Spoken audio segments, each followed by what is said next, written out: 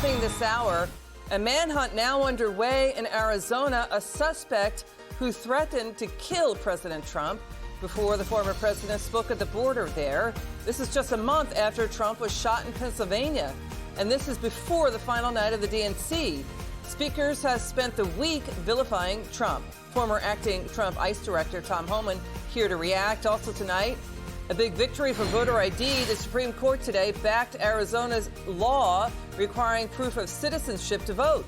We got the trend towards voter ID tonight. And also Kamala Harris's running mate, Tim Walz, admits that yes, voters do deserve to see their policy details.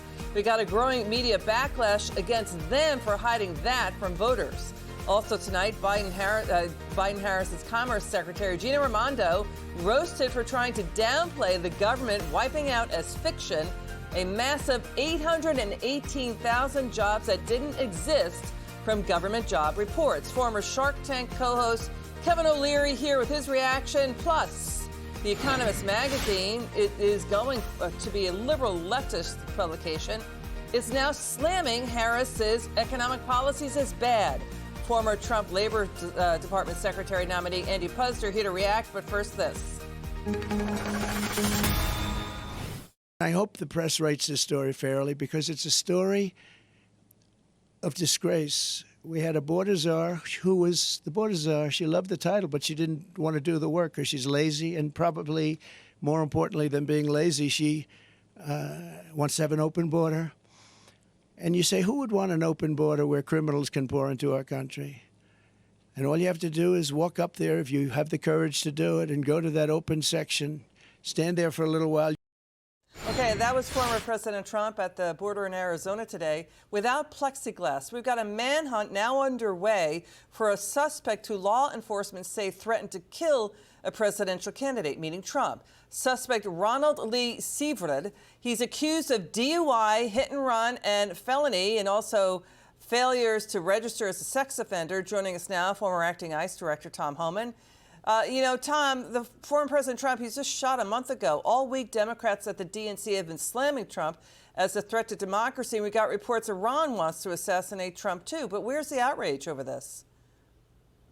There isn't any. After the first attempt on his life, the Democrat Party, Biden and Harris both said, we got to stop the rhetoric. We got to stop the hateful language. We got to stop. It took them about a day, and they're back on it. Look, this president's life is in danger every day. He's hated by a lot of people. They're willing to do anything they can to make sure he's not president. One comfort I have is the frontline men and women law enforcement, the Secret Service frontline, and local police frontline. I think after what happened in Pennsylvania, they're sharp. They'll be there when the president needs them. So I have confidence in local law enforcement. I don't have confidence in leadership, but I have confidence in the men and women who are standing with Trump. Okay, there's this. Former President Trump proposed a brand new crackdown at the border if he is reelected. 10-year mandatory minimum sentence for anyone guilty of human smuggling, mandatory life sentence for anyone guilty of child trafficking, the death penalty for anyone guilty of sex trafficking, and the death penalty on major drug dealers and traffickers. What do you think of this? I think there absolutely has to be consequences. Trafficking, the sex trafficking of women and children under this current administration is up 600%. 600%. And we got 500,000 kids that have been smuggled by criminal cartels across the border. This administration has lost at least 85,000 of them. We just had a report yesterday in New York Post that ICE can't find 35,000 that are supposed to be in court. Look, and not only are we talking about humanitarian issues on sex trafficking and the fentanyl, we got to talk about the national security vulnerability this open borders cause. They've arrested 380 people on terrorist watch lists just on the southwest border. We got 2 million gotaways. How many of them came from the country sponsoring terror? We got to secure the border. There has to be consequences for crossing this border illegally and trafficking women and children. Absolutely. We got this to get this too. We have breaking news out of the Supreme Court today. It ruled yes, Arizona voters must show proof of citizenship to vote in Arizona. Now, Pew Research says more than 8 out of 10 voters do support government-issued photo ID to vote. 36 states now require a form of voter ID. You know, Trump lost Arizona to Biden in 2020 by just over 10,000 votes. You have 4 swing states have strict voter ID needing a photo to vote: Wisconsin, Ohio, Georgia, and North Carolina. The trend is there, Tom. There should be a requirement in every state. What is the downside in having a photo ID to vote in the United States elections? If you want the privilege of voting in our federal elections, then show an ID. You got an ID to cash a check, to board a plane, to open a bank account. I had to show ID to at will call to pick up hockey tickets.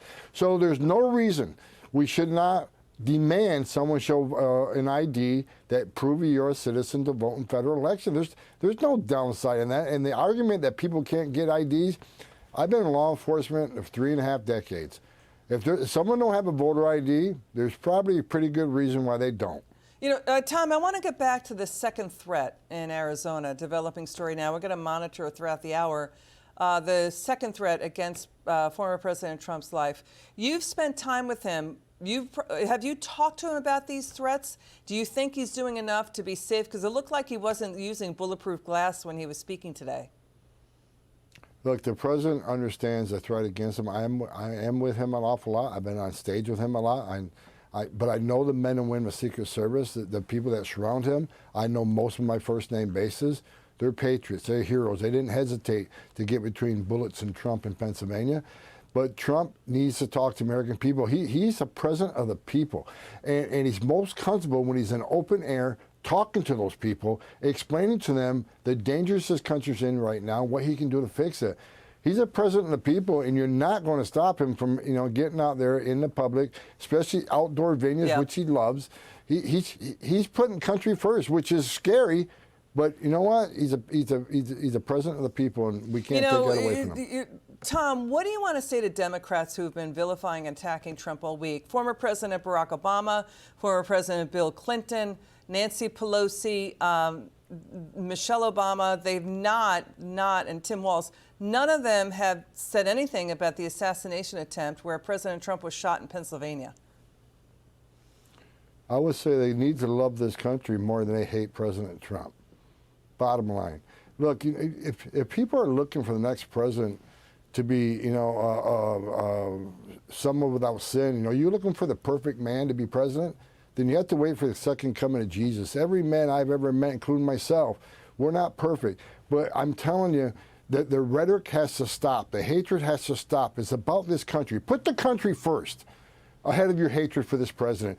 You can't hate the president because of the success of his administration. He had the most successful administration of my lifetime, especially when it comes to the border and the military and inflation and the economic well-being of this country. You got to love this country more than you hate this man. The country needs to come first. I think President Trump has proved that over and over again. He puts America first. Tom, you've served the country. You've been in law enforcement for a very long time. Can you please speak to Democrats about how there are unstable people out there who listen to the rhetoric? Look, it's a hateful talk that people who are already loose cannons, people who are already on the edge, all they got to do is be talked into doing something foolish. And when you say the terrible things they say about President Trump, which most of them are false, way false, you are opening that aperture up for people to attack President Trump. Again, love this country more than you hate Trump, and we can all be successful. I mean, 7 presidents have been shot at or assassinated since Lincoln. Thank you so much, Tom Homan. Appreciate you so much.